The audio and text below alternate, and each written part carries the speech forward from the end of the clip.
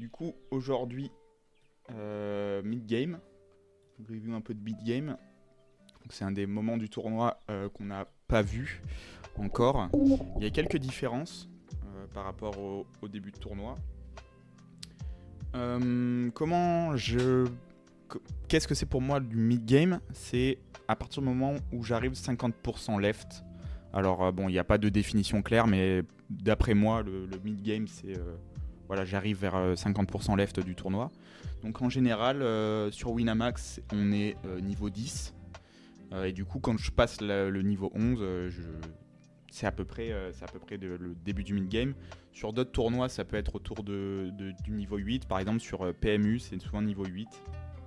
Voilà, en gros, juste, faut s'habituer à regarder le moment du tournoi. Et quand on est 50% left, donc la moitié des joueurs restants. Alors, pourquoi je fais une différence? Hop là. Donc, il y a eu des études sur Wizard qui ont été faites sur le chip CV parce que déjà, on ne devrait pas jouer en chip CV au début d'un tournoi. Il y a déjà un peu d'ICM. Mais l'idée, c'est de partir du principe qu'il est négligeable jusqu'à 50% du field def. Donc, c'est pas forcément une vérité, hein, mais bon, on peut le simplifier comme ça. Et on commence du coup à voir de réelles différences à partir du moment où on arrive à 50% left du tournoi. Donc là, je vais vous montrer un exemple qui est souvent assez marquant. C'est par exemple si on va prendre du 35 deep hijack open en chip CV. Donc là on voit bien mon écran, on est d'accord. Oui, cutoff, la range de cutoff c'est celle-là. Donc on voit qu'il flatte énormément, il flatte 13%. Et ça raise 7% polarisé, mais on voit que ça va descendre jusqu'à du roi 7 à 5 et on va flat aussi roi 7, dame 8, dame 9, valet 9, IC8. Si on regarde, on va en ICM, 50% left, on va prendre un 1000 player, on va se mettre en symétrique. Alors j'avais mis 35 left, 35%, mais bon, on va prendre 40. Et ben là on voit que Toff, sa range, elle a vraiment beaucoup changé. On était en train de flat 13,8% dans la range que j'ai montré avant.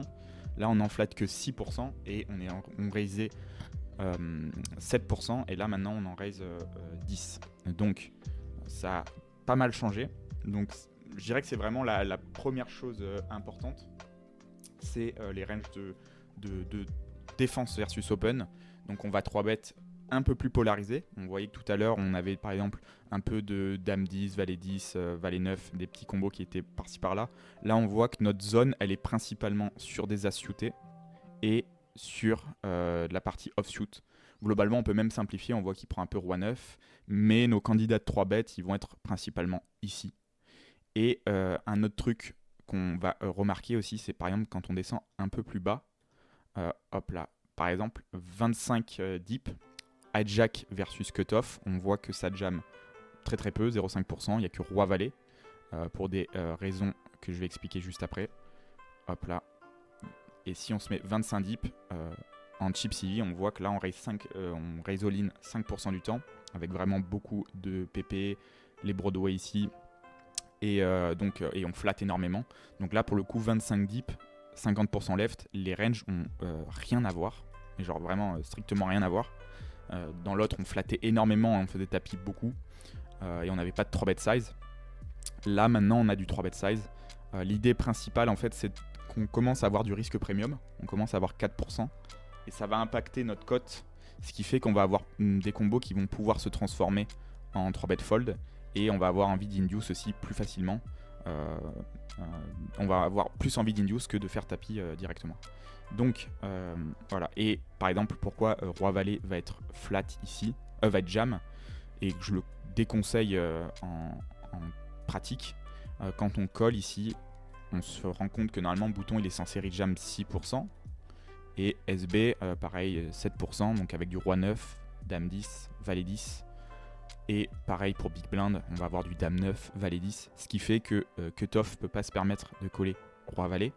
Pourquoi il peut pas se permettre? Parce que quand il se prend un rejam derrière, il va devoir folder avec roi valet, ce qui est très problématique pour sa main, sachant qu'il va se faire rejam par des mains plus faibles. Si le field ne le fait pas, on n'a aucune raison, nous, de rejam roi valet dans cette position. Donc voilà, je dirais c'est vraiment la première, la première grosse différence, ça va être sur le préflop et donc à peu près 50% left. Donc je vous conseille, pour ceux qui ont envie de commencer à travailler le range réellement, d'apprendre le chip CV pour vos bases jusqu'à 50% left et après de commencer à comprendre les différences qu'on va retrouver quand on arrive 50% left, 25% left et proche bulle. Donc c'est un gros taf hein, évidemment, mais ça s'apprend petit à petit. Du coup là j'ai mis, on est sur un monster stack. Du coup le niveau 10 c'est 2005, 5000 si je dis pas de bêtises. Et niveau 11, 3000, 6000. Donc je commence 3000, 6000, niveau 11. Donc voilà, à peu près 50% left. Alors si c'est un petit field, probablement que on sera un petit peu plus que 50% left. Mais c'est pas très important, c'est voilà, juste dans l'idée, on se retrouve à peu près dans cette zone. Moi, j'en ai une. Ouais. Sur les rejams de SB, du coup, on va quasiment toujours considérer qu'ils sont pas bons. Euh, Quand on a call, Ouais, quand on a call. Enfin, donc pour les rejams, nous, nos rejams de cut. ouais, Du coup, c'est pour les ça. enlever de notre tête, on va toujours considérer que la range de SB est rejam mal. Ouais, en fait, moi, ce que je conseille en général, c'est de commencer à rejam, ce qui n'est pas assez haut pour induce en 3 bet size, mais qui va quand même value en rejam. Donc, par exemple, ici, alors 25 dips, c'est limite, mais des candidats qui seraient intéressants à rejam, ça serait As-Dame, parce que As-Dame est un peu limite pour 3 bet size call. C'est un peu chaud, c'est-à-dire que quand tu vas te faire revenir dessus avec As-Dame, c'est limite. 25 dips, on va revenir là-dessus. As-Dame, ça reste souvent un combo border à induce, surtout versus le field, qui va pas rejam par exemple As5, As4, Roi-Valet, quand tu le 3-bet. Donc As-Dame, tu peux le rejam, sachant que tu vas value en général, tu vas value Roi-Dame suit, allez, As-Valet, As-Valet, As-10 suit. Et pareil avec les PP. Les PP sont intéressantes. En gros, par exemple, ici, 2-9, 2-8, 2-10, cette zone-là, elle va être intéressante parce que quand tu vas rejam, tu vas pouvoir value des pocket pairs en dessous. Donc un bon repère que je donne souvent, c'est si tu values 2 pocket pairs en dessous, c'est souvent suffisant pour rejam.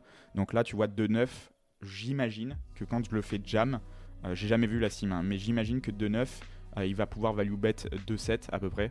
Donc si on fait tapis, voilà, c'est 2-7 le bottom. C'est un bon moyen mémotechnique pour à peu près toutes les ranges. Ouais, pour le roi valet suité, c'est quoi? C'est pour que ça se fasse coller par roi 10, du coup. Non, je sais même pas s'il value. Tu vois, il value rien Il valait rien, avec ok. Roi Valet. Mais c'est la question que c'est le truc que je disais avant. C'est que quand il colle, il, c'est un spot très embêtant pour lui parce que quand il se prend un tapis, hop là, Ouais, ouais. alors on va pas prendre Tu bouton, mais l'avais on fait va avec prendre ASB. Ouais, ouais. ouais, ASB. Si Jack fold, bah tu vois, il se retrouve à devoir folder Roi Valet. Ok. Donc il colle fold Roi Valet. Et c'est emmerdant pour lui. On le voit aussi avec Roi Dame. Roi Dame et EV0. Et ben Roi Dame, t'as un peu le même truc ici. Alors là, aussi early, tu ne l'as pas, mais tu vas le retrouver, je pense, au bouton. Au bouton, il va se mettre à rejam Roi Dame pour cette problématique-là. C'est en fait quand il call, Ok. derrière, il y a des Tu ranges vas qui pas vont trop être le faire. très agressifs Ouais, sur le rejam. carrément. Donc en fait, Carrément. t'es dans un spot qui est compliqué. Tu peux pas flat pour fold derrière. Et tu peux pas 3 bet size parce que t'es pas assez haut pour induce. Donc il se retrouve avec évidemment il peut pas fold. Du coup en fait il se met à rejam tout simplement. Mais moi je le déconseille en pratique parce qu'en fait à partir du moment où tu peux t'amuser à aller sur HRC, tu te mets au cutoff par exemple, quand tu calls, si tu enlèves du rejam avec Dame 10, Valet 10, Roi 10 par exemple, euh, pareil pour SB et pareil pour Big Blind, tu lui enlèves du Dame 9, Valet 10, Roi 9, ces petits combos à 5 suits, Il colle ben, tout. en fait, il se met à coller et il call Ouais. fold, tout simplement. Tu vois, Ah, 25 dips. ok. Merci beaucoup. Donc voilà pour ça. Donc en fait, moi j'aurais juste dit, tu jam ce qui est vraiment, ce qui accomplit quelque chose. C'est-à-dire, tu peux pas induce un 3 bet size, tu peux pas induce, donc par exemple 2 9, 2 8, 2 10 ou As-Dame. Tu peux pas les 3 bet size pour induce, même si on voit que le solve lui le fait. Et en même temps, tu values des choses, ok. Ce qui est pas le cas avec Roi Valet. Ok. Ok, du coup, Roi Valet open sa fold. Donc, pourquoi aussi je vais montrer toutes les mains? Je trouvais ça intéressant de voir un peu les showdowns, ce qui se passe. C'est-à-dire qu'il y a des mains des fois qui vont pas être spécialement intéressantes, mais on va voir quelque chose d'un joueur et on va pouvoir en tirer des conclusions pour des mains suivantes.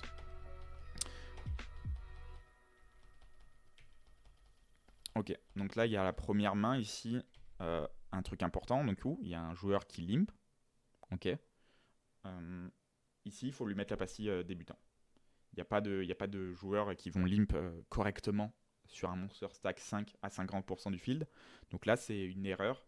Et en général, on a un joueur qui est débutant. Donc vraiment débutant, comme d'habitude j'appelle ça, c'est vraiment les joueurs qui VP beaucoup, PFR très peu. Donc en général, le 55, 50-10, ça va pas avoir aucune stratégie. C'est vraiment un joueur qui a aucune notion de range, de même post-flop, etc. Là où un joueur, ce que j'appelle récréatif, peut, dans le sens propre du terme, joue de manière récréative. Il va avoir regardé quelques vidéos, etc. Mais il va faire des très grosses erreurs. Et il joue aussi peu. Donc là, on est vraiment sur un joueur débutant quand ça limp. Donc voilà, on lui met sa pastille, ça va être important pour la suite. Ici, tu as décidé donc bet. C'était quoi l'idée?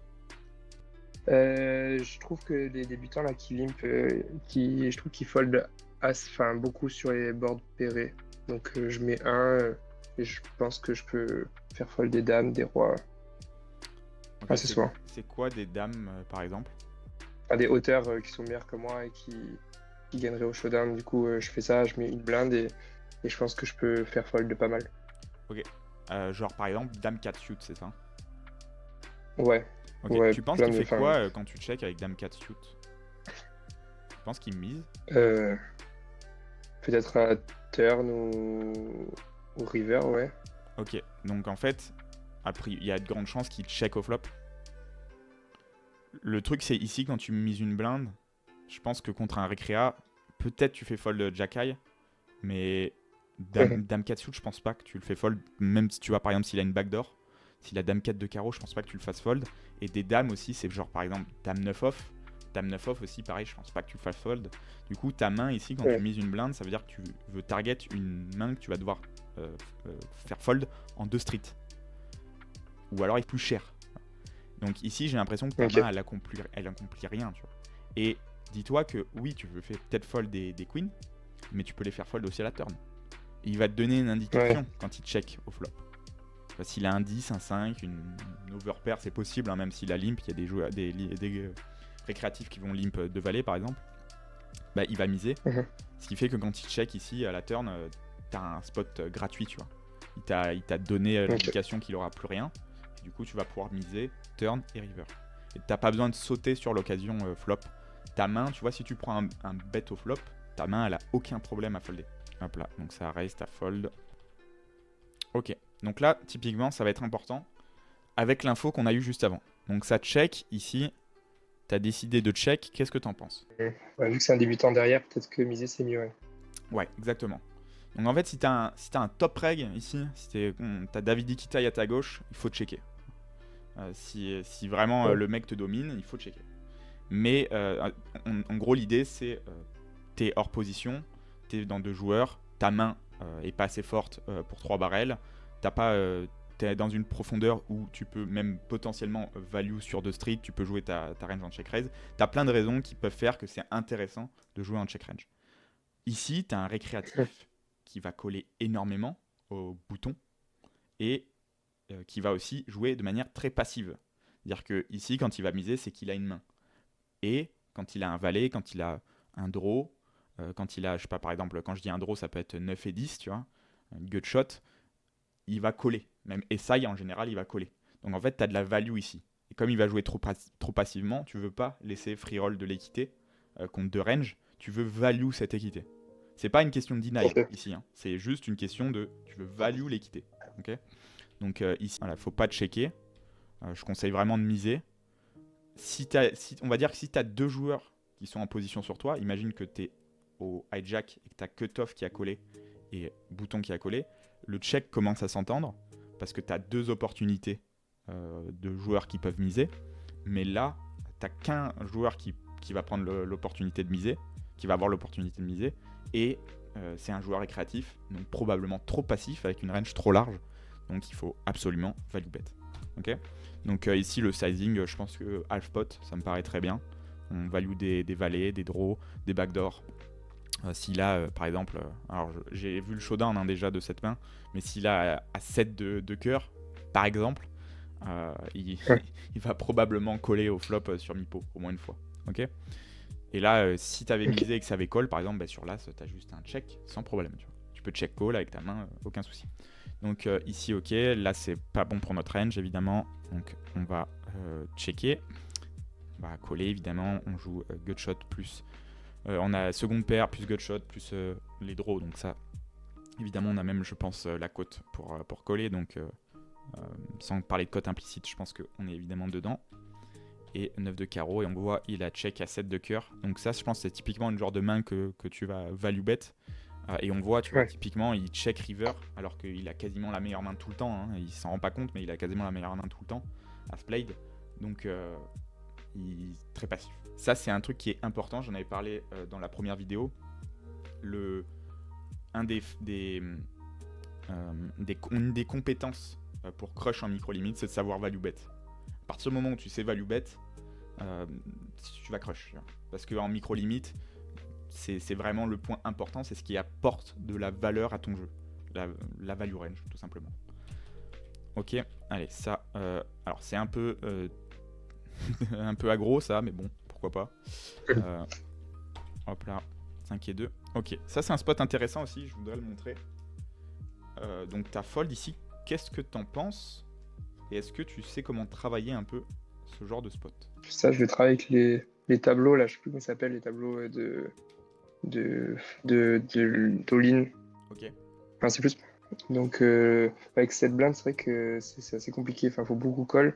Mais je trouve que la population jamme pas autant que ce qu'il devrait.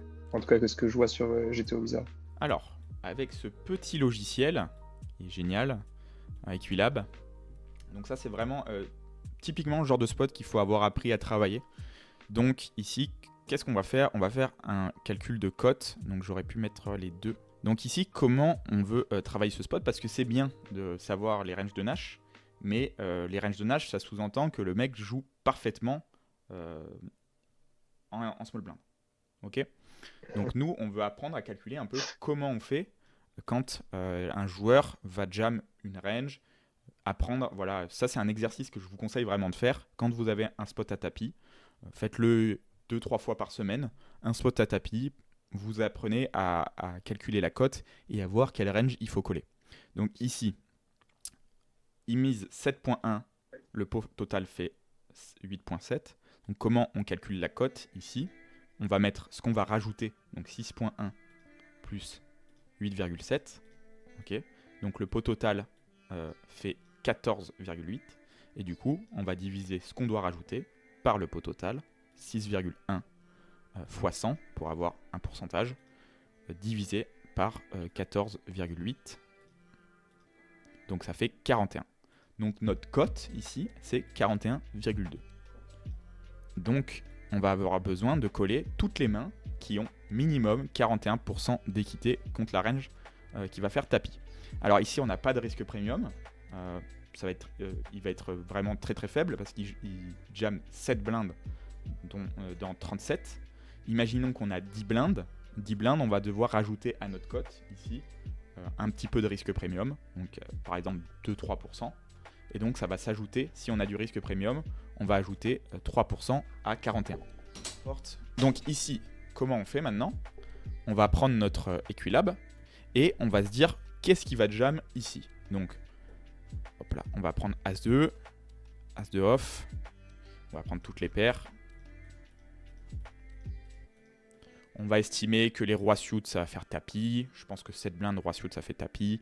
On va mettre Dame 6, les 8 suit, 9 et 8, 8 et 7, 7 et 6. Et on va mettre Roi 7 off, Dame 9 off, allez, Dame 8 off, les 9 off. Ça me paraît pas mal. Qu'est-ce que vous en pensez? Est-ce que vous pensez que ça va jam plus loose? Ça paraît bien. Ouais, je pense que les rois off, ça dépend un peu plus. Ouais. Allez, on va prendre Roi 4 off, Ouais, voilà. Dame Ouais, 7 voilà. off. Ouais, puis roi, c'est parfait. Ok, voilà, on va laisser comme ça. Donc ici, on a ça. Et qu'est-ce qu'on va faire ici? Il y a un petit truc qui est génial. On fait outils, un calculateur d'éventail.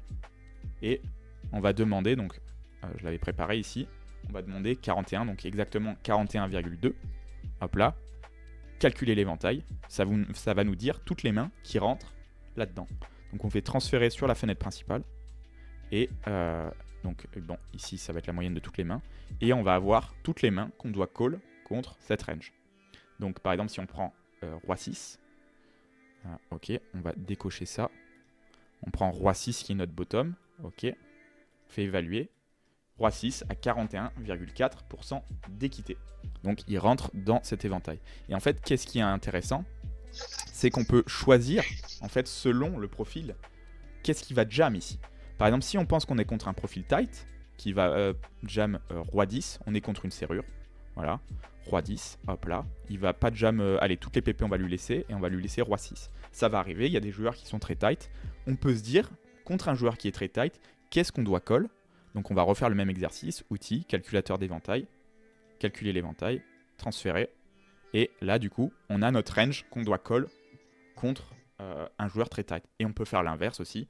Donc ça c'est le genre de petit entraînement à faire. Donc quand vous avez un petit tapis comme ça, 10 blindes, 6 blindes, vous calculez votre cote et vous mettez la range que vous estimez, un joueur normal, un joueur tight, un joueur loose, et vous apprenez à estimer.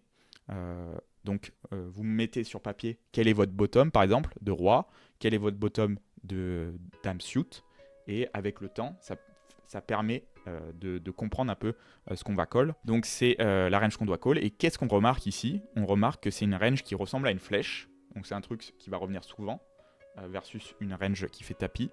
On voit ici, par exemple, que 9 et 8 n'est pas un call, là où roi 2 en est un. Là où dame 9 en est un, là où roi 7 en est un. Donc en fait, l'idée c'est qu'à tapis, la hauteur de carte va être très importante. Et on voit que par exemple, roi 2 suit, 5 et 7, je vais y arriver, 5 et 2 suit, excusez-moi, n'en est pas du tout un et c'en est très loin. Donc l'idée c'est que contre une range de jam, ça conserve très peu d'équité. Donc si on met 5 et 2, hop là, 5 et 2 à 34% d'équité, donc on en est assez loin du call ici. Salut, si on est couvert, le RP monte à combien ici? Donc par expérience, à 50% left, si on est couvert ou très proche, donc imagine que tu as 8 blindes, c'est 3% à peu près.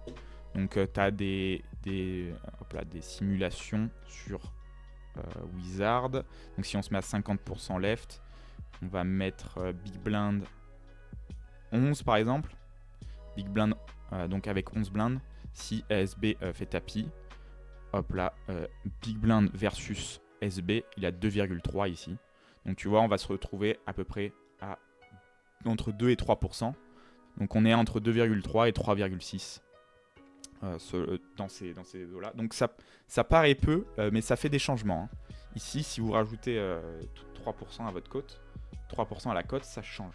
Ça a un impact. On passe de 41 à 44 et tout de suite la range change. Mais l'idée c'est de comprendre qu'il commence à avoir un peu de risque premium et qu'il faut un petit peu changer les ranges. Ok, il y a des questions là-dessus. Même pour les joueurs qui sont un petit peu avancés, faire ce genre d'exercice, s'habituer à calculer les codes, c'est vraiment un basique. On a tendance à l'oublier, on joue beaucoup on travaille beaucoup le jeu avec les solvers, etc. Savoir calculer notre cote et estimer la range qu'on doit call, c'est un basique qu'on va retrouver au moins une fois par tournoi, mais genre facile, si on deep run, on va l'avoir 5 fois sans problème, ce genre de spot.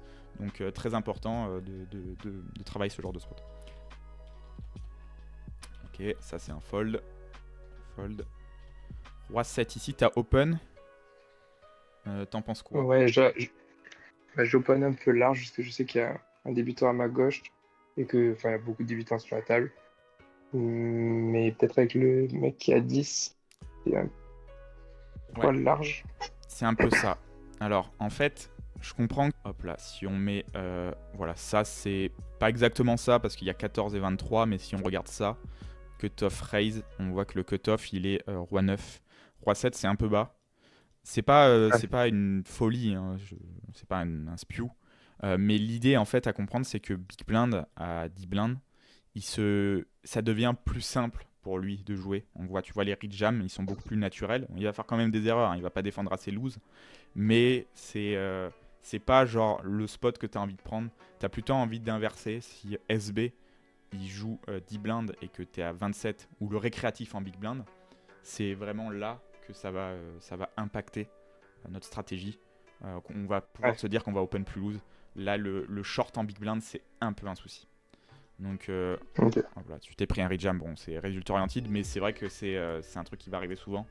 Ça va être beaucoup plus simple ici de trouver la zone de rejam pour lui que la zone de 3 bêtes, par exemple, quand il est à 40 blindes. Tu vois. À 40 blindes, il doit être 3 bet size, roi 3 off, par exemple, ici. Bon courage, tu vois. Alors que ici, trouver paire de 4 ou même valet 10, c'est pas une folie. Tu vois.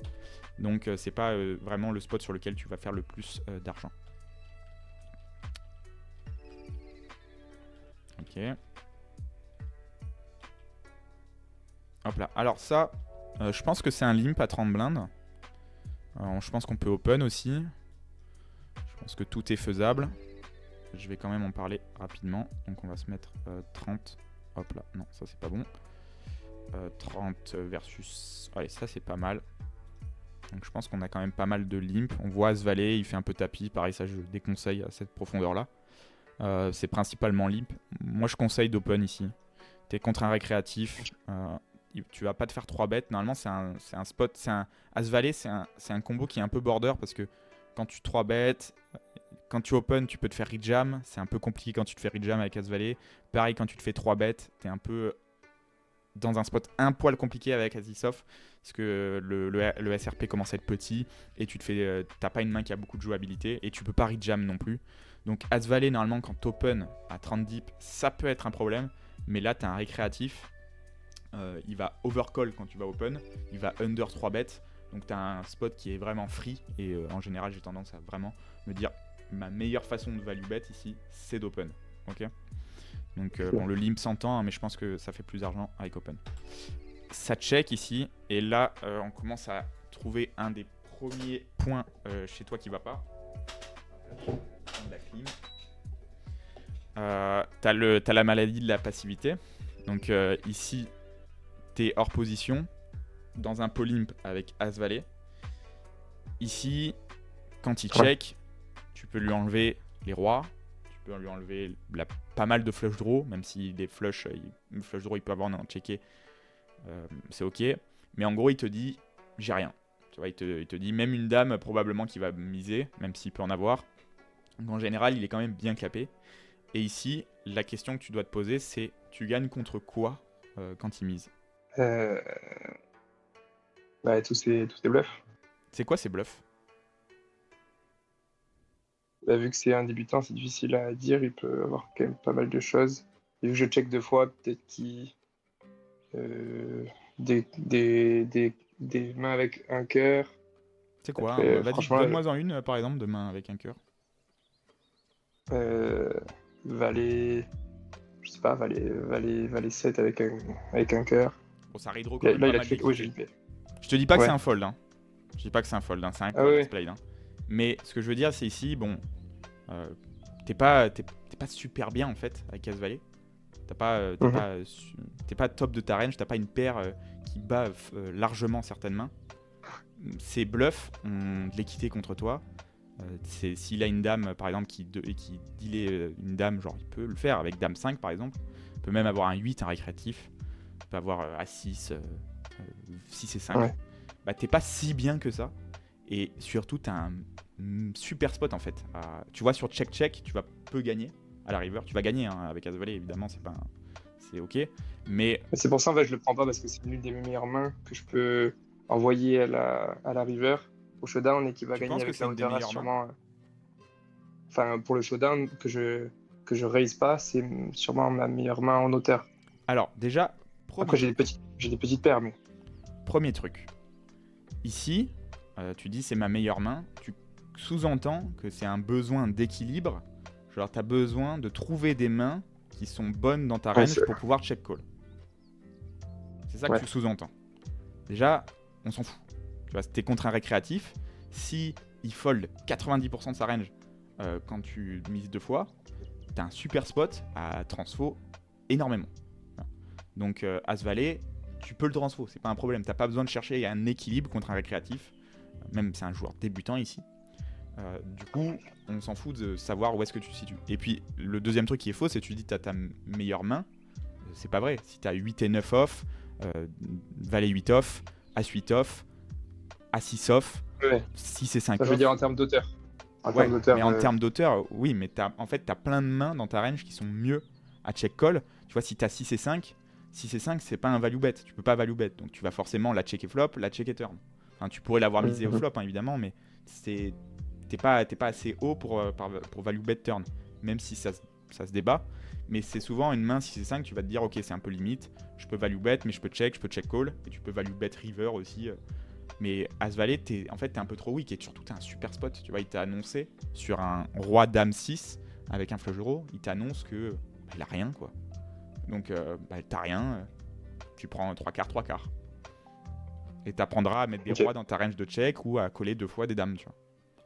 Et, et ici, bon, ça a check, on voit il a check paire de 7, tu vois, typiquement paire de 7. Même pas besoin de voir le showdown, je m'attends à voir ce genre de main. Et ça, tu les fais fold sur deux street. Hein. Sans problème. Sûrement, ouais. Donc, et il en a plein des mains comme ça. En fait, tu te rends pas compte ici, il a 6-5 off, 6-7 off, 6-4 off aussi probablement, mais on va pas le compter, tu vois. Mince, j'en étais où 6-7 off, 9-7 off, valet 18 off, 10-6 off, valet 6 off. En fait, le nombre de mains offsuit qu'il a ici, que tu peux faire folder sur deux streets, c'est genre gigantesque. Donc ici, il prend deux streets sans problème. Et au final, ouais, tu vois, As-Valet, tu perds contre quand même beaucoup de mains. Le call turn s'entend, parce que tu joues des cartes vivantes et tu joues gutshot, etc. Et tu peux battre quelques bluffs, mais qui ont de l'équité contre toi. Mais je pense que vraiment, l'option la plus EV+, c'est vraiment de transfo ici. Ok. Excuse-moi, non. Ouais. Tu conseilles probe 66 ou probe overbet? J'ai tendance, ici, je ferais 1.8. Je pense que c'est 1.8, le sizing ouais, que je ferais 66. sans réfléchir. Ok. Honnêtement, tu peux faire 3. Honnêtement, tu peux Ok. faire. Je dirais, il faut pas faire 1 parce qu'après le pot de size bet Oui, il non, est trop évidemment. petit, tu vois, et pour bluffer. Je Je pense pas que ça soit très intéressant, sachant que tu vois, la plupart des mains vont coller la même chose et tu vas pouvoir les faire fold river. Donc moi Mais en j'aurais BVB, là, fait. du coup, c'est un peu les mêmes sizes qu'en bouton VSBB, quoi. Ouais. On va partir sur un 66. Ok. C'est ça. C'est en général. Je me rappelle que quand j'avais fait des calculs de fold équité, le 66, 70 c'est celui qui marchait le plus en termes de fold équité. Moi, j'ai bien bossé les probes en BVB, mais pas trop en VSBB. Ouais, mais tu vois, par exemple, il y a la maille qui dit 83 de turn, puis pot river, c'est pareil, c'est très bien. 80, Ouais, tu fais 2 blindes, le pot il fait 6.5, tu fais 6.5, c'est très bien aussi. En fait, il n'y a pas de consensus sur le sizing entre 1.8 et 3. Tu vas pouvoir trouver des avantages sur les deux. C'est pas forcément la meilleure carte à bluffer un river, même si je pense que je transfo quand même. Parce que je fais fold 6 et 5, alors 6 et 5 non, mais 6 et 4, 6 et 7, 10 et 6, toutes les combos que j'ai dit tout à l'heure, tu les fais folder quand même. Ceux qui n'ont pas un cœur en main, qui vont coller turn et qui vont folder river. Mais on est d'accord que c'est pas la meilleure main, c'est pas la meilleure carte river. Il va avoir des mains maintenant qui vont pouvoir coller, mais c'est pas grave, je pense que ça reste quand même le meilleur play. Je dirais moi vraiment j'aurais fait 1.8 et pot le river. Et ah oui, c'est dans un pot il réfléchit, tu dis. Tu peux aussi réfléchir à qu'est-ce qui va coller flop, quel sizing, qu'est-ce qui va coller turn et comment tu vas les faire folder river. Donc ici par exemple, tu vois, si tu fais 2.5, ça peut commencer à être un peu limite tu peux déjà faire folder des 6 à la turn. Moi j'ai envie de les conserver dans sa range les 6. Donc contre un Recrea, il y a peu de chances qu'il fold un 6, mais je suis content de les laisser d'être, on va dire, sûr de les avoir dans sa range pour pouvoir les target à la river. Ok. Hop là. Ok, alors ça c'est intéressant. Alors, bon, je trouve ça bourrin. Je trouve ça très bourrin. Mais. Théoriquement, c'est bon, non? Alors, déjà, quand j'ai vu le showdown, j'étais en mode bon, il a collé Roi Valet ici. Ce qui est pas. Voilà. Je vais montrer quand même. Hop là, open, c'est un cut-off. Ouais, c'est cut-off 25. Alors, As-7 off n'en est jamais un. Ok, c'est jamais un tapis. Okay. Mais c'est pas une erreur. Ok, c'est pas une erreur. All-in, tu vois, il est à 0.23. Le call est à 0.24. Mais surtout, c'est plutôt lui qui fait une erreur ici. Parce que quand tu fais tapis, Roi Valet est censé défendre EV0. Mais il est censé défendre EV0 quand toi tu prends Valet 9, Valet 10, Roi 10. Et ça, si tu les enlèves, on en revient un peu à ce que je disais tout à l'heure, ça va tout de suite changer les EV. C'est-à-dire que là, Roi Valet EV0, maintenant, il bat plus rien. Donc en fait, Big Blind, toi, tu es censé rejam Valet 9, 10 et 9, Valet 10, Roi 10, pour pouvoir forcer le call avec roi valet, roi 10. Et du coup, pouvoir value bet correctement quand tu as As-Dame, As-3, As-Valet, As-3. Mais là, étant donné que je pense que toi, tu ne le fais pas, Rejam Valet 9. Non. Non, ok. Bon, bah, son roi valet perd beaucoup d'argent. Du coup, s'il perd beaucoup d'argent, probablement qu'en fait, tu peux value bet un tapis asset off. Et du coup, ça va, je pense, devenir EV+. C'est bourrin. Attention, juste je le dis, c'est pas la norme ici de Rejam asset off. Si le joueur est un peu collant, ça peut être une très bonne idée de go value asset off, As8, As9. Ce genre de main. Ok. Ouais, mais je sais pas parce que j'ai vu dans des sims qu'il y a des as low, as off qui sont pris à tapis. Alors, je pense que ça, typiquement, tu te plantes avec le chip CV. Je regarde que les sims Chippy, c'est pour ça je j'ai pas Ouais. le premium, enfin j'ai le gratuit, du coup je fais Ouais. que avec les sims Chippy. Hop là. Donc 25 deep, cut off open, j'imagine quand ouais, asset off, il est un peu pris en tu vois, c'est pour ça que je dis que c'est pas une erreur, parce que les EV sont déjà très très proches ici. Et c'est pareil, les EV, tu vois, c'est pas parce qu'il est pas pris qu'on doit se dire ah c'est un punt. Non, c'est pas un punt ici, c'est pas une erreur. Mais d'ailleurs, c'est peut-être même le meilleur play étant donné qu'il colle roi valet et que toi tu fais pas tapis avec valet 9, 10 et 9. Donc si on note lock 2, je pense que asset off va devenir un tapis. Mais ouais, attention, c'est ce que je disais sur les différences comme ça, avec le 50% left. 9-2. Ok, ça c'est bien. Ok, ça me va, le check. Tu peux bet au flop aussi, mais t'es contre un récréatif. Alors, ici on a un board où je pense qu'on peut c-bet un tiers avec la majorité de notre range. Size up quand on a 2-8, As-Roi, As-Dame, As-8. Mais là, clairement, Roi 9 fait pas du tout partie d'une main qu'on va size up. Parce que bon, on a un avantage de range énorme ici sur As-3-8. Le check me va aussi, surtout contre un récréatif, parce que bah, il va pas se dire ah t'es capé. Tu vas pas te prendre un overbet ici, jamais. Je pense pas que t'aies déjà vu d'ailleurs un overbet en monster stack ici. Genre ici, je pense que tu vois quand tu check, il est censé t'envoyer un 8 blindes ici. Tu vois. Bon, ça va, on est tranquille. Non, j'ai jamais vu. Donc tu vois ici maintenant t'as un bon spot par contre de value bet, donc ici ça va pas. Par contre, c'est-à-dire que en fait, c'est bien de check contre un récréatif au flop. Ça me va parce que t'as pas 3 barrels et tu vas pas il va pas capter ta range. Même si je pense que le 1 tiers fonctionne bien aussi au flop. Par contre, ici, il t'annonce que il a pas d'as quoi. Et toujours pareil, il peut en avoir quelques-uns. Il peut avoir As-3, As-2. Mais la majorité du temps, c'est flush draw, un 8, un roi moins bon. Pourquoi pas un 5. Donc t'as de la value et tu peux faire plus cher ici. En delay, t'as la valeur relative de ta main est remontée. Tu vois, Roi 9 au flop, sa valeur c'était 1 tiers. À la turn, maintenant qu'il a checké 2 fois et qu'il a pas eu un check range, tu vois, au flop évidemment il doit checker toute sa range, mais à la turn il va pas checker toute sa range. En fait, il t'annonce qu'il est plus weak. Du coup, s'il est plus weak, la valeur relative de ta main remonte. Du coup, si elle remonte, bah, en fait elle a plus de valeur. Donc ici, tu peux faire plus cher et tu peux facilement aller value 3 blindes et demi, sans problème. Ok. Hop là. Ok. T'as recheck ici? T'as eu peur du 6? Je sais plus pourquoi j'ai check là. Je sais plus. Ok. Bon, ici, si c'était un problème avec le 6, bah, tu values beaucoup de mains. Ici, dans sa range, c'est une range de big blind qui a checké 2 fois. Donc pareil, il a As-3 off, Roi 3 off, As-5 off, Roi 5 off, As-7 off, 7 et 8 off. Je peux en citer beaucoup des mains dans la partie offsuit, tu vois. Et en plus, il a checké à la turn. Donc toujours pareil, il peut avoir des 6. Il y en a qui vont trap. Mais globalement, dans la proportion totale de sa range, bah, c'est extrêmement faible, la quantité de 6. Donc en fait, ici, tu as un pur value bet. Hein. Même rien que, tu vois, tu as une quantité astronomique de flush draw ici. Vu qu'il les a tous pré-flop dans la partie shoot, quasiment tous. Donc bah, rien que pour ça et pour les paires, il faut value bet. Donc ici, pareil, tu as un bon bet, 3 blindes et demi sans problème. Ah oui. Mais je pense que c'est une erreur, non mais je l'avais pas vu. T'as pas vu que t'avais strike. Tabling, j'étais... J'étais vraiment sur notre table, j'ai pas vu. Ok, donc là tu vois typiquement 4 et 10, bah tu le values sans problème. Ok. Donc attention, focus. Ok.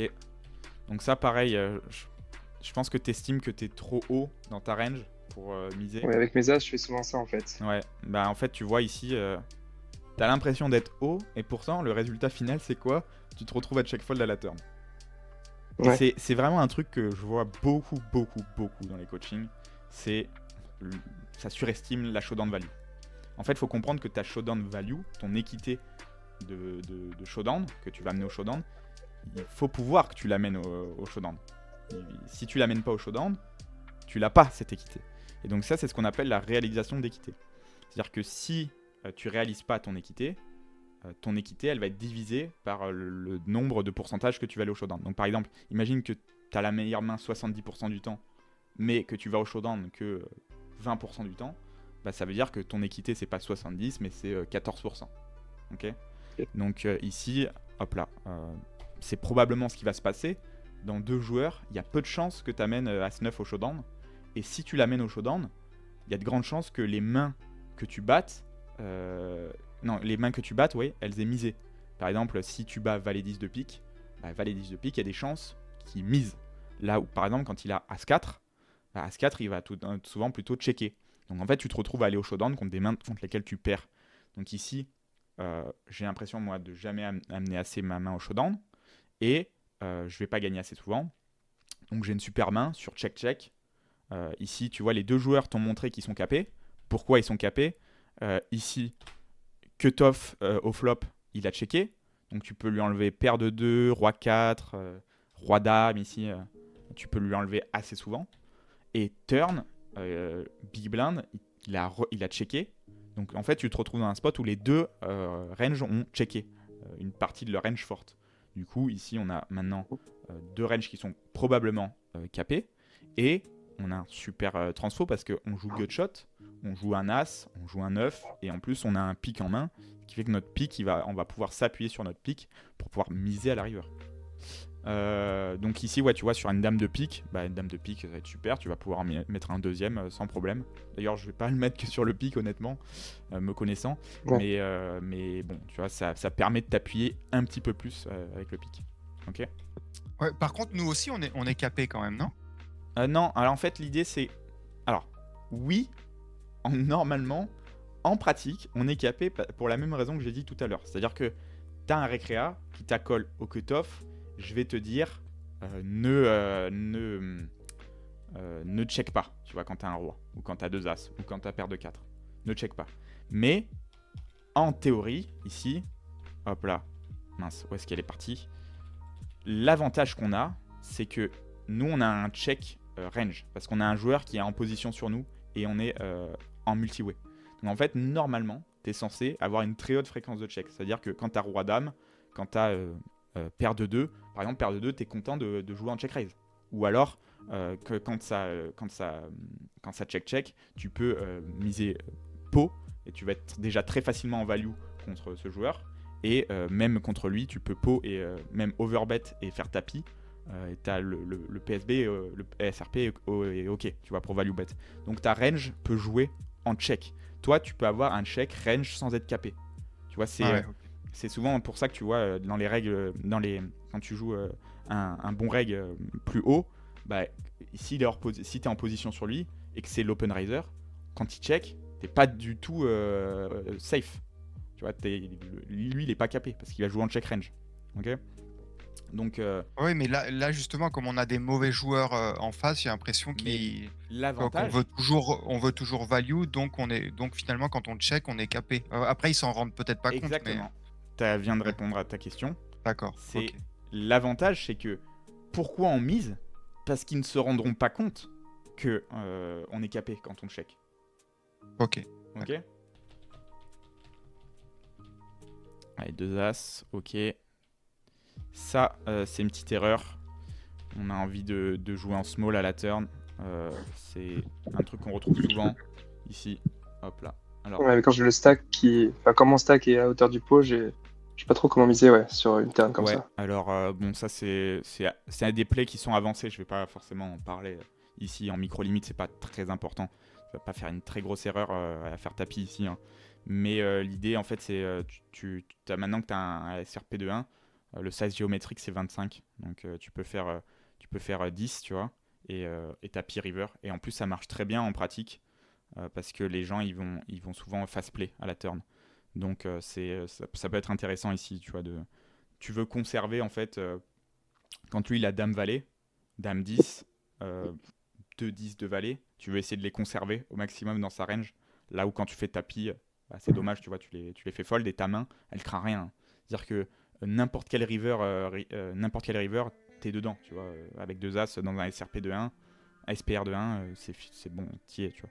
Donc ici, surtout sur un board dry, le size optimal ici c'est 25, mais si tu veux l'essayer, voilà, quand tu as un SPR de 1 avec ta value range, jouer en bet 25 à la turn, ça peut être intéressant, mais c'est un play plutôt avancé. C'est pas là que tu vas faire de l'argent en micro-limite.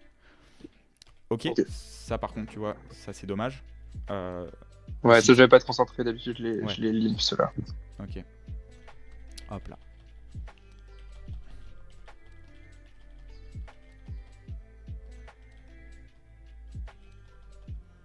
Open, ok. Donc ici, tu as foldé, donc ça c'est intéressant. Qu'est-ce que t'en penses? Je pense qu'il jam jamais assez bas, donc je pense que le fold est bon. Les runs, cette sim. Hop là. Donc, range d'open. Hop là. Donc, la théorie en premier. Donc, ici, quand t'open, il est censé rejam ça. Donc, effectivement, c'est assez aggro. Il est censé avoir valet 9, 10 et 9. Toujours ce genre de combo qu'on retrouve, ce que je disais tout à l'heure. Et bon, t'as un pur call théorique qui te rapporte $3. Donc, c'est un MS10 ici. Et on est 50% left. Un peu moins, on est 37% left dans la sim. Et du coup, je me suis amusé à, à modifier la range. Donc, je suis passé de ça, donc à 11% de jam avec valet 9, 10 et 9, à 10% de jam, mais beaucoup plus haut. Donc, paire de 5, dame valet, roi valet, as 9, as 10 off, roi dame off. Voilà, je pense que, bon, moi j'ai l'impression que c'est tight, mais je joue plus énormément en micro. Donc je peux pas dire exactement si ça va rejam plus tight. J'ai l'impression que dame valet quand même, ça va être un bon combo à faire tapis. J'ai l'impression que c'est plus tight que ça. Enfin, en tout cas, ce que je vois en général, j'ai l'impression que c'est vraiment plus tight que ça. Ouais, Après, s'il faut, c'est moi aussi une impression, ouais, mais j'ai ça peut être l'impression biaisé, hein, mais c'est Ouais, ça peut être c'est biaisé. pas Ouais. grave, c'est pour avoir une première idée là-dessus. Du coup, contre cette range, c'est un call, mais c'est pas un call de ouf, soyons d'accord. C'est un call qui rapporte 0,15.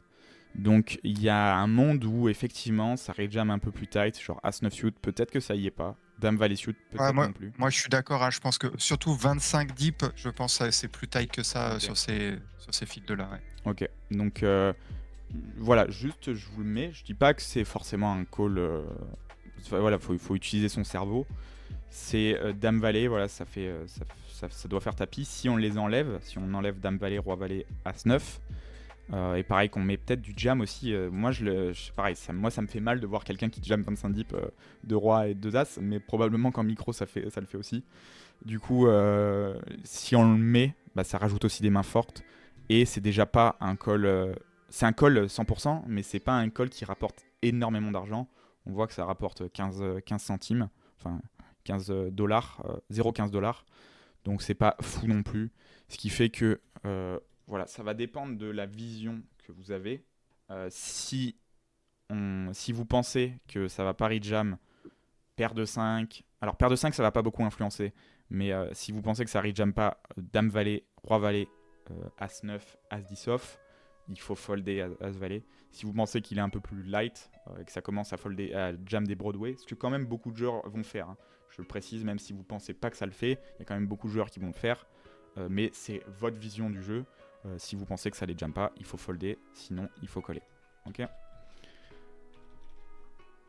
Donc ça pareil aussi, le petit exercice que je viens de faire, je vous le conseille de le faire à froid, de regarder un peu les ranges de rejam et de bouger un petit peu les ranges de rejam et voir à quel point ça impacte. Est-ce que notre call reste un pur call ou est-ce que ça devient limite? Et à quel point? À quel moment? À partir de quel moment on commence à le folder?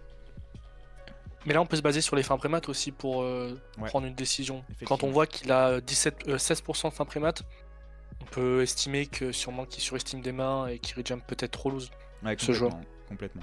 Si la fin de prémat, ça peut être un très bon indicateur ici. Et par contre, s'il a 5%, bon bah là, on peut sûrement fold.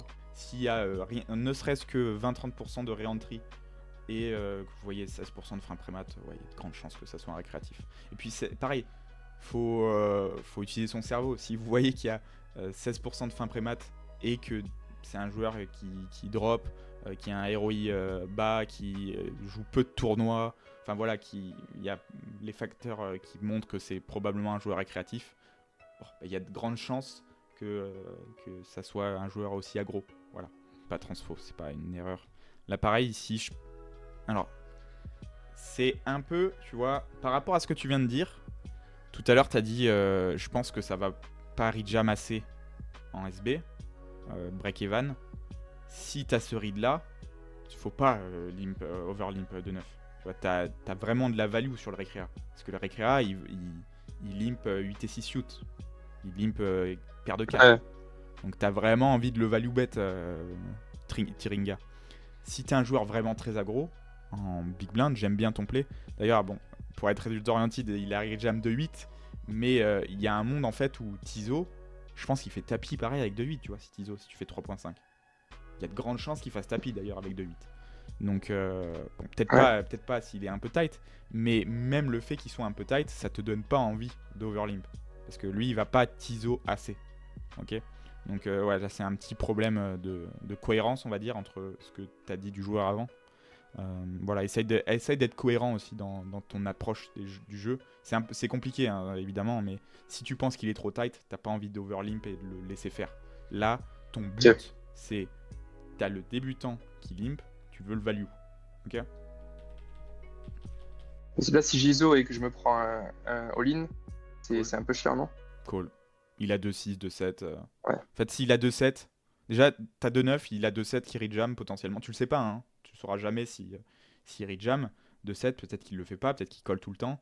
Mais si tu penses qu'il a 2-7, alors c'est un call. De toute façon, voilà, il joue 20 blindes de 9 sur ISO, tu peux pas fold. Ouais. Ok. Paire de 3, ok. Ça aussi, c'est un peu dommage. Donc là, t'es chez toi. T'as As 9-9. Tu le défonces, ici, tout simplement. Ta range veut jouer en bet. Toute ta range veut jouer en bet, ici. T'as pas envie de checker, de laisser free roll de l'équité avec paire de 3. Donc, pareil, j'insiste là-dessus. Dans ma vision du jeu, on veut pas bet pour deny ici, avec paire de 3. Ici, quand il a dame 8, on veut pas le faire fold. C'est pas le but. S'il fold, tant pis. S'il colle, tant mieux. En fait, ce qu'on veut pas, c'est qu'il aille voir une turn gratuitement. On veut pas qu'il réalise son équité gratuitement. On veut value son équité. Donc s'il a paire de 3, avec paire de 3, quand il a dame 8, on est content. Amusez-vous, allez sur Equilab, paire de 3 contre dame 8, au flop, on est bien. On n'est pas au top, évidemment, on n'a pas une pure value, mais surtout, ce qu'on veut pas, c'est le laisser free roll de l'équité. Donc, hop là. Ici, je pense qu'on a vraiment envie de miser. Sur le 3, c'est un peu compliqué. Mais je pense que à Splayed, je transfo ma main, mais au-delà de ça, je vais pas spécialement commenter la main parce que vraiment, je pense que l'option bien plus EV+, c'est de bet au flop. Et tu vois, exactement pareil, je reviens là-dessus encore une fois, c'est important d'insister là-dessus. Peut-être qu'au flop, ici, ta vision, c'est j'ai assez de showdown, je vais pas value bet assez, etc. Je suis haut dans ma range de check. Tu le vois pas le showdown. Ouais. Oui, c'est un peu pareil que l'Oteras. Exactement. Et c'est vraiment, quand je dis, c'est vraiment un truc que je vois beaucoup trop en micro-limite. C'est surestimer sa showdown value. Si tu veux showdown, il faut que tu ailles au showdown. Donc ça veut dire, tu dois call ici, tu vois. D'ailleurs, probablement qu'à Splayed, je te dis, il faut call ici, tu vois. Parce que j'ai pas check 2 fois paire de 3 pour folder sur mi-pot. Si tu as besoin de gagner 25% du temps, tu vois, limite, quand ça t'arrive, tu dois assumer, tu vois. Tu t'es dit, ma main, elle va au showdown, ok, vas-y, allons voir. Je vais au showdown, tu vois. je colle. Ok. Ça peut t'apprendre aussi, tu vois, à aller dans une ligne que tu n'estimes pas et ça peut te faire comprendre aussi de ton erreur, tu vois. Donc, ouais, ici, bet au flop et voilà. Ouais, bah tu vois, Ken qui dit surestimer sa showdown value, c'est moi, mais t'inquiète, t'es pas le seul, Ken. Franchement, je pense que 4 joueurs sur 5, quand je commence à travailler avec eux, il y a ce trait-là de surestimer la showdown value. Donc c'est vraiment une erreur qu'on voit beaucoup. Allez, next.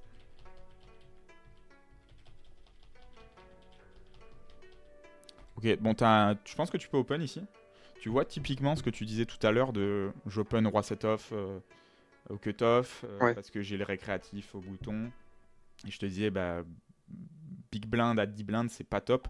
Bah, ici, t'as un super spot en fait. Hein. T'as le débutant en big blind. C'est assez bas quand même, non?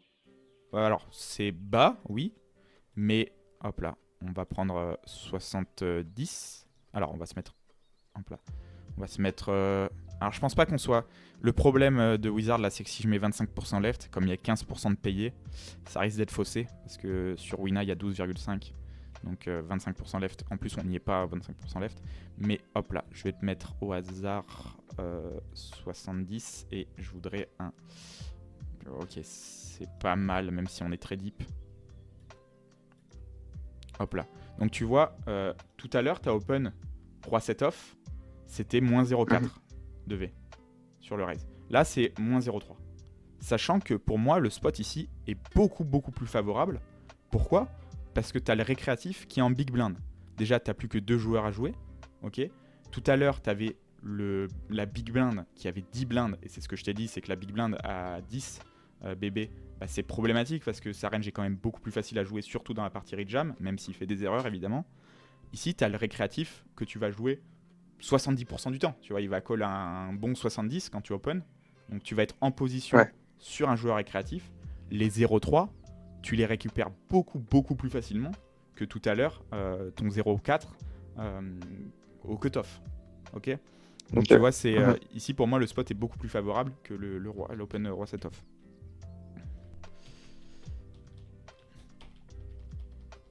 As-9, ok. Mon tapis, ça me paraît un peu ambitieux ici. Je suis pas sûr, je l'ai vu sur des ranges qu'il fallait all-in les as off comme ça. Mais vu que je pense qu'il ISO pas assez, peut-être que c'est pas bon. Après, comme je te dis, je fais juste en JPV moi. Enfin, je connais que les ranges JPV, donc peut-être que 50, 25, 10. C'est pareil. On voit que bon, ça n'est pas du tout un. Il y a le tapis fait 0,28 et le call fait 0,34. Donc je pense que le call est quand même beaucoup plus intéressant. Mais surtout, le gros problème, c'est ça va pas open comme ça. Il va pas open par hasard. Quand il va open, ça va être beaucoup trop mergé. Donc tu vois, et on voit qu'il est censé déjà open valet 9, dame 9. Donc il va pas faire des erreurs sur le fait d'être mergé. Il va pas open genre 10 et 2, 9 et 4. Valet 8, dame 8 ici. Donc je pense que sa range est genre bien trop strong quand elle open. Donc hop là. Donc je pense que c'est un peu trop ambitieux. Ok. Du coup, ouais, t'es à l'aise avec l'idée de limp call ici ? Non, pas du tout. Ok, donc c'est pour ça, tu vois. Ici, si tu limp, on va se regarder un peu ça. Hop là, donc on est 40 versus 45. 40, est-ce qu'on a un truc qui ressemble ? 42. Allez, on va se mettre 36 versus 56, c'est pas mal. Donc ici, tu vois que valet 8 off, c'est entre deux. Valet 9 off ici est un bon candidat. Mais par contre, quand il call et qu'il se fait ISO, c'est pas pour folder valet 8 off. Okay. Là où valet 7 off en est un. Donc ici, par expérience, j'aurais dit de plutôt open. Tu vois. Dans ma création de range, je la montre à chaque fois celle-là, mais c'est vrai qu'elle est très importante. Hop là. J'ai l'impression que c'est vraiment un classique. Mais donc tu as ta range de value. Donc là, tu vois, on la voit à peu près. C'est 2-9, As-8, Roi-Valet. Donc d'ailleurs, moi, je conseillerais même d'être ici. Ouais, 40 dips, ça va. 40 dips, ça va. On va pas se faire rejam. Quand tu arrives 30 dips, c'est pareil. En fait, on va se poser les questions de qu'est-ce qui peut nous embêter. Si on arrive 30 dips ici, 30 deep, on va essayer de pas open roi-dame, suit, on va open plus polarisé. Parce que quand tu te prends un rejam, c'est très très problématique. Donc je dirais, je vais jouer là-dessus, en range de value. Et donc en fait, tu vas te poser cette question, on le voit bien ici. Toujours pareil, c'est les combos que tu veux pas limp fold. Donc voilà, on est là-dessus, 7 et 4, 7 et 3, valet 4, c'est à peu près là-dessus. Et pareil du coup, tu vois, valet 8, valet 7, dame 7, roi 6, roi 5. Hop là. Et donc en fait, comment ça se passe? Tu mets au-dessus les ranges que tu veux limp call. Hop là. Donc par exemple A6, A5, je vais le limp rejam, c'est pas mal. On pourrait l'open aussi. Et du coup ici tu vois, valet 9, je vais limp call. Dame 8, je vais limp call. Roi 7, je vais limp call. Valet 8, si t'es pas très à l'aise avec le fait de limp call, open. Et en dessous, hop là. Donc alors là je suis descendu beaucoup trop bas. Mais hop là, on va être là-dessus. Et en dessous, tu vas limp fold. 8 et 7, 6 et 4, 4 et 3, on peut limp fold. Et pareil de l'autre côté, les as shoot ici, toute cette partie, on va la limp call. Hop là. Et en dessous, on va limp fold. Donc qu'est-ce qui me dérange pas de limp fold? Voilà, donc je construirai à peu près ma range comme ça. Donc c'est pas... alors ça, tu vois, ça peut être... ok. Et pareil, roi 7, c'est un peu... voilà, je dirais un truc comme ça. Allez, roi 7, c'est ok. Roi 7, c'est ok. Donc voilà, comment je créerai ma range. Mais là, je viens de l'inventer, hein, en vrai, tu vois. C'est la question, dans ce spot-là, à chaque fois, je vais me poser cette question. C'est qu'est-ce que j'ai pas envie de limp call, tu vois. C'est pas, il n'y a pas une range fixe. Il faut apprendre l'idée, tu vois. C'est valet 8, voilà, tu te poses la question. J'ai pas envie de limp call, j'open. Pareil avec valet 7, tu vois. Valet 7, j'open, j'ai pas envie de limp call. Valet 6, ça me dérange pas de limp fold, donc je limp. Et au-dessus, valet 9, limp call, donc je limp. Ok. Hop là, ça c'est dommage, je pense que c'est une petite erreur. Ici, on est sur un des sizing qui va le plus overfold quand tu fais une blinde. Tu es sur dame valet 8, donc il n'y a pas un avantage clair pour un des deux joueurs. Toi, t'es pas en mode je suis chez moi, ou t'es pas en mode je me fais défoncer sur ce board.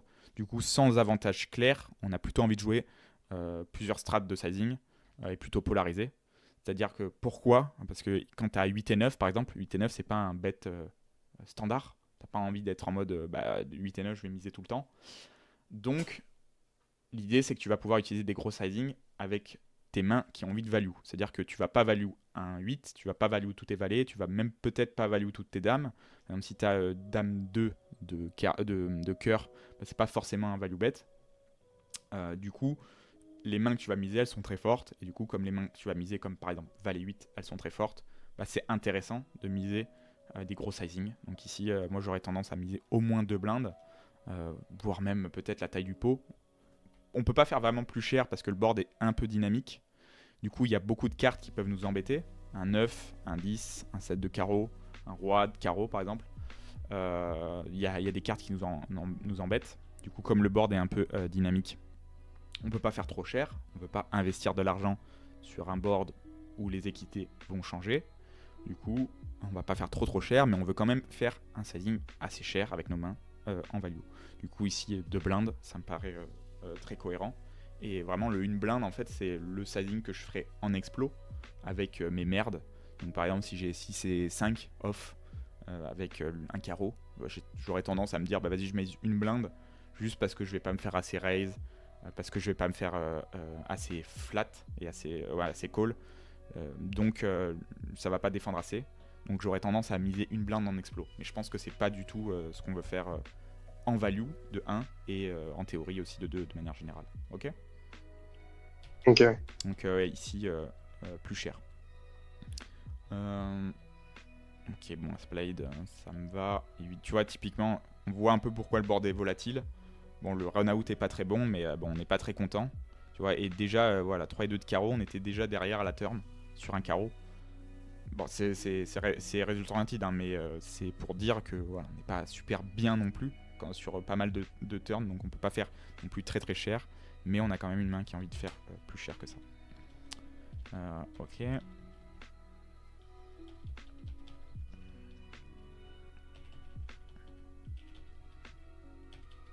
très bien.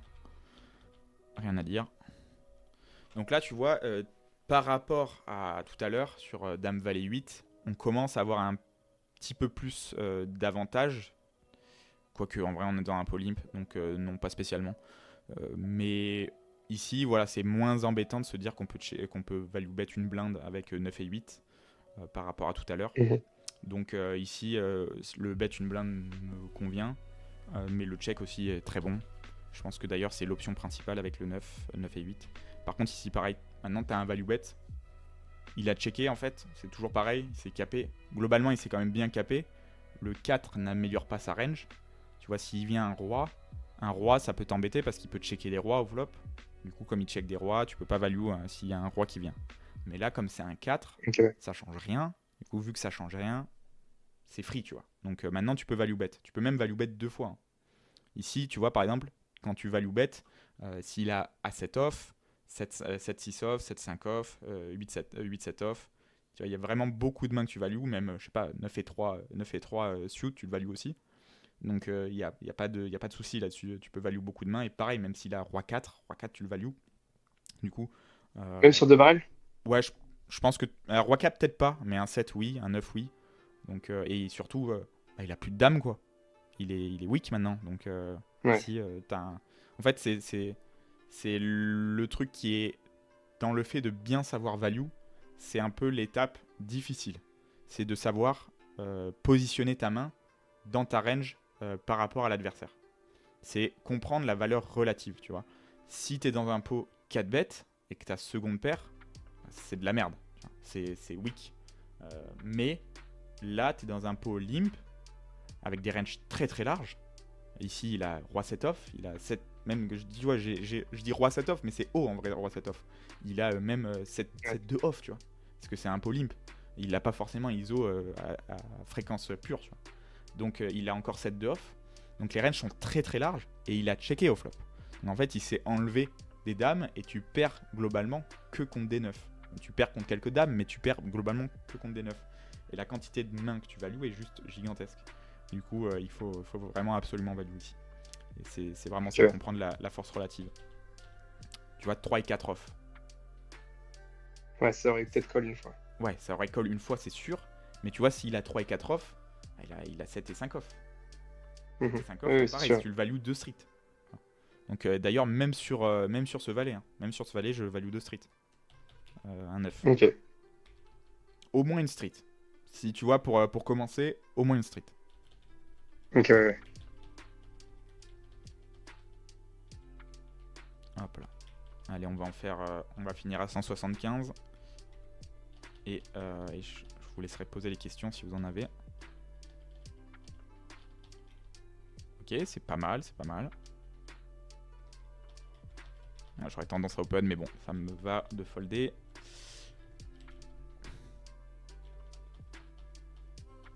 Ah, ça, je pense que c'est une défense.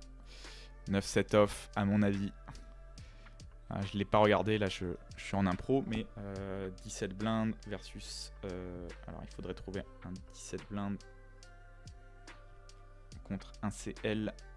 Est-ce qu'on a un truc qui peut ressembler? 70, ouais mais là on a 10 blindes. 42, ok, on va faire ça. C'est pas forcément le plus représentatif, mais ça devrait être pas mal quand même. On va voir, est-ce que je me trompe? Non, 9-7 off, c'est dedans. C'est dedans ici. Ouais. Voilà, en gros, l'idée, c'est... Même si c'est low jack, qu'il est tight, toi, tu commences à arriver à 17 blindes dans une zone où il faut beaucoup défendre. Le SRP commence à être gros. Tu commences à... Enfin, le SPR par rapport à ton stack commence à être important. Mince. Qu'est-ce que je voulais dire? Oui, le désavantage positionnel commence à être plus faible parce que comme il y a moins de blindes, bah, tu vas pouvoir réaliser ton équité plus facilement que si tu es par exemple à 100 blindes deep. Donc ici, en général, tu vois les doubles gappers, genre 9-7, 8-7, 6-5, 6 et 4, jusqu'à 5 et 3. Ça, alors 5 et 3, je te dirais peut-être pas de le défendre, mais tu vois 8 et 6, 8 et 6, 9 et 7, ça reste quand même des défenses très correctes. Et tant qu'il n'y a pas... Ouais, je pensais... Ouais. Je pensais qu'avec la pression ICM, ça allait enlever ce genre de main. Alors là, je pense qu'il n'y en a pas encore énormément. On est 12 025.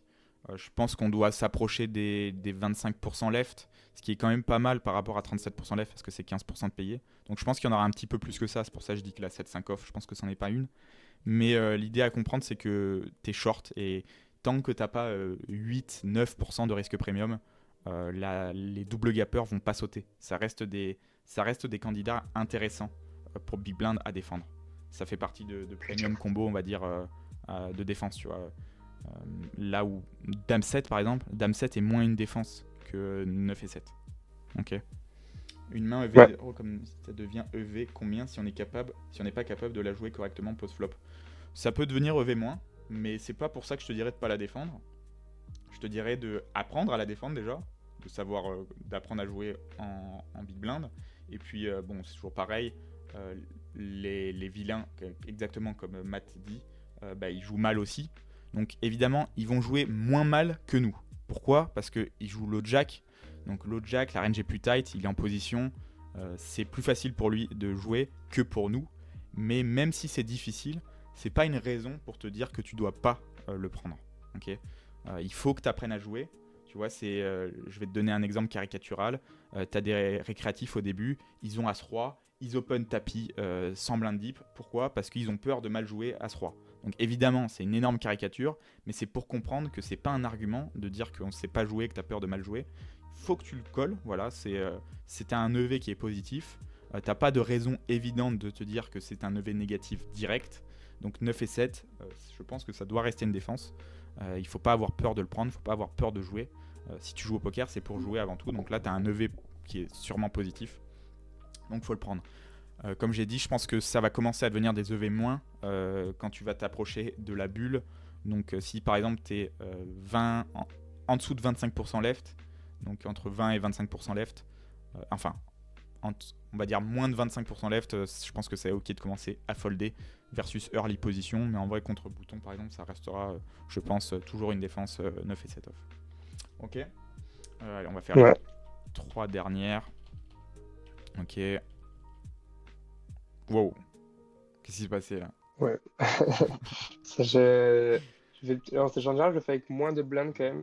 Mais les As-6 Alors, off, As-off, je les mets à tapis. As-off, t'es tranquille sur le fait que c'en est jamais un. Les low As-off. Hop là, on va se mettre 17 deep. Ouais, c'est pas mal ça. Non, c'est bouton, je me suis trompé. Hop là, est-ce qu'on en a un qui ressemble? 17, 43, 17, 31. Ouais, c'est pas mal ça. Ok, donc non. Hop là. Donc en général, tu vois, ce qu'on voit, c'est t'as cette partie-là. T'as ces 3 combos, Ouais. As-9, As-8, As-7, qui en sont, mais qui sont déjà pas des obvious. C'est-à-dire, tu vois, si t'open et que tu te prends pas assez de tapis, en fait, c'est toujours pareil. Ça vaut le coup, ouais.